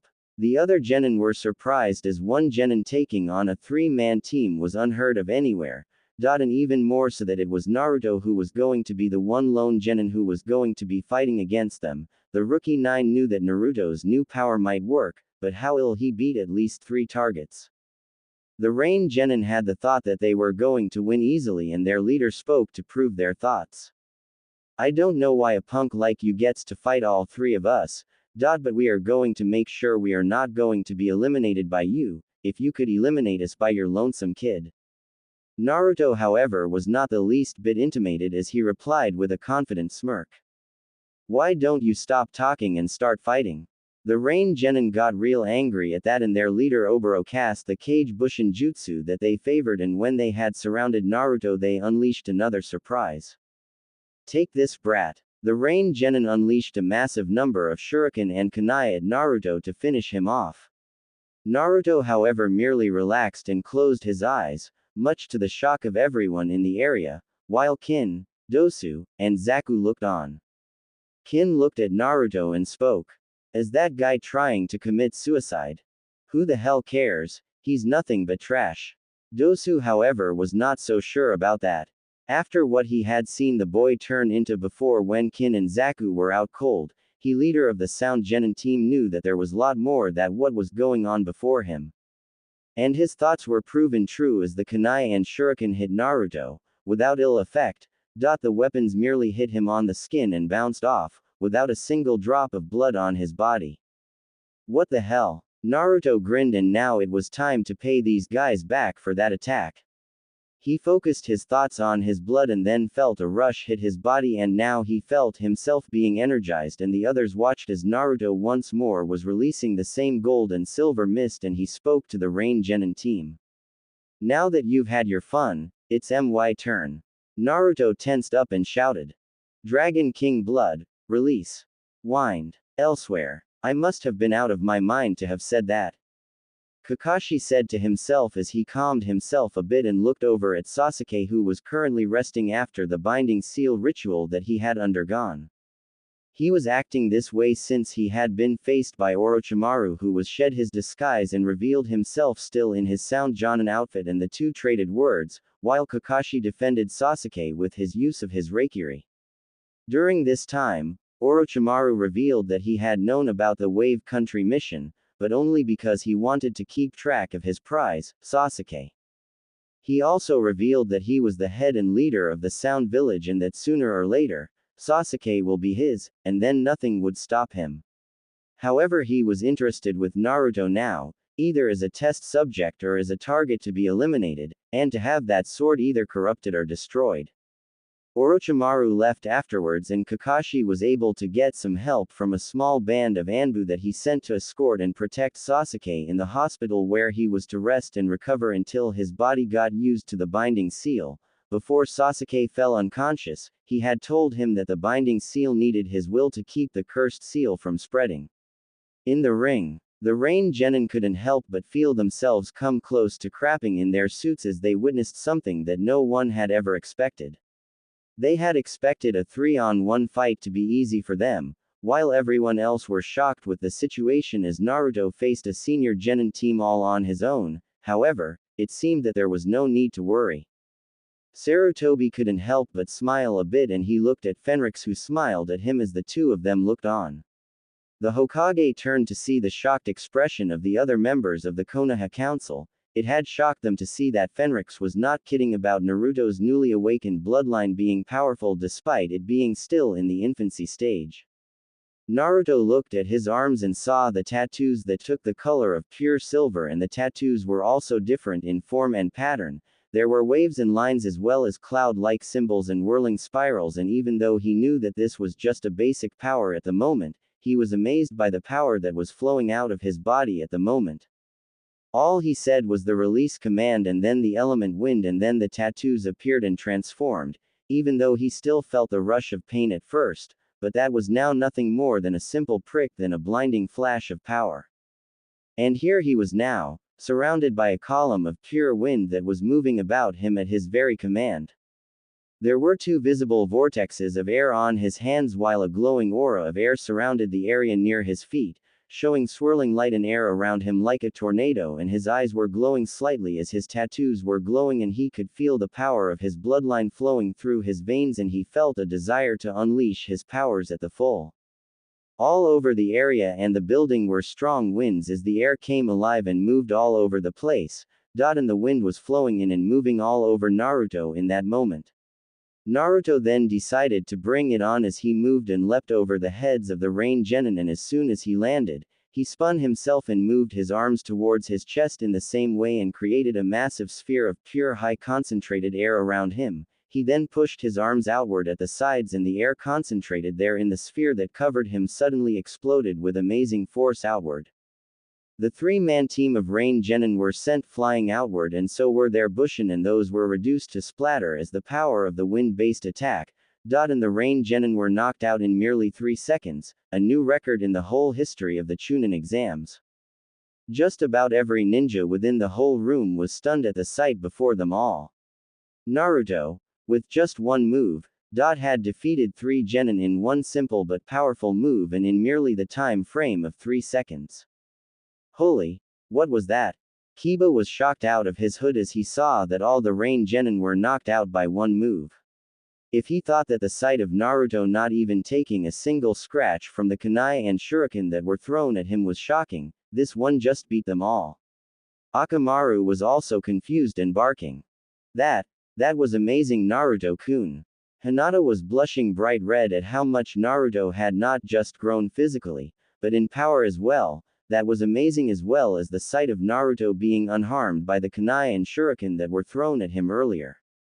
She had thought he was going to be badly injured, but the shuriken and kunai didn't even hurt him. Is that the power of Naruto's Kekai Genkai?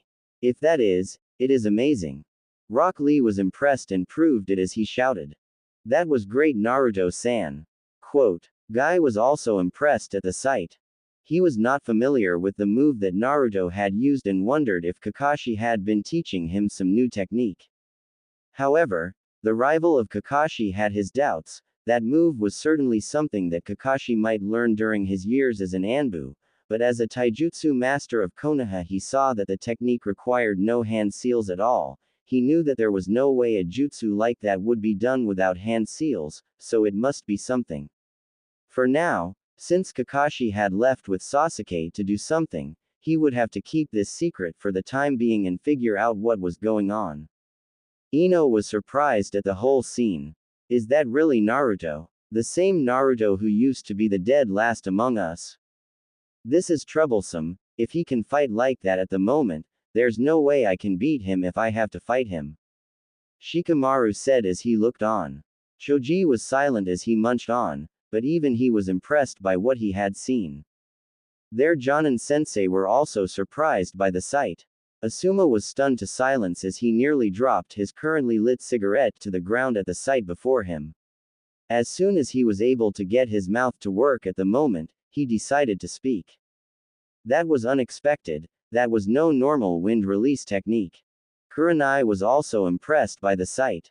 Amazing. To think he could manipulate wind to that degree and not use hand seals doing it. Could this really be the same Naruto who was the undeniable class clown that failed several times in the academy graduation exam? Gaara was very impressed at the sight and trembled as he looked at the raw power Naruto had just displayed before them. He is strong, very strong. I want to kill him. Temari was also surprised. Impossible. That guy did all that. Wow. Kankuro was surprised at the sight. Baki was likewise impressed as H never seen that before. There were a large number of wind users back in Suna, Temari being one of them, but there was no one who could manipulate that much wind with only their hands and body. This one deserved to be watched. The Sand Jonin decided to do some investigating, even though he had faith in the plan. This Naruto Uzumaki might prove to be a problem.